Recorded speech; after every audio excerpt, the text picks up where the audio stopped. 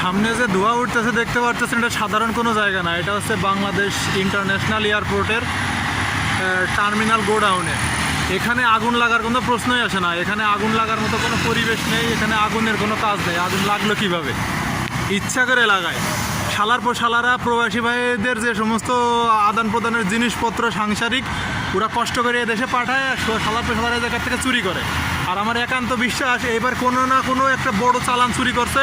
ঢাকা দেওয়ার লেগে মনে করো যে সমস্ত মানুষের যত জিনিসপত্র আছে সব পুড়াইয়ে দিয়েছে।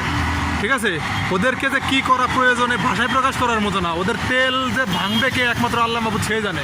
আগুনের অবস্থা দেখছেন।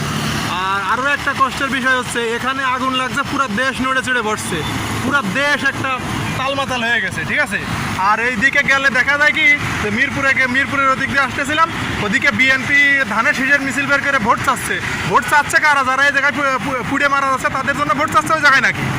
হ্যাঁ, এই জায়গায় তো সহযোগিতা করার জন্য বহুত লোক আছে। আমি ওই জায়গায় গাড়ি আছে দিকে ঢুকতে পারি না, কিন্তু সাধারণ বহুত লোক আসছে।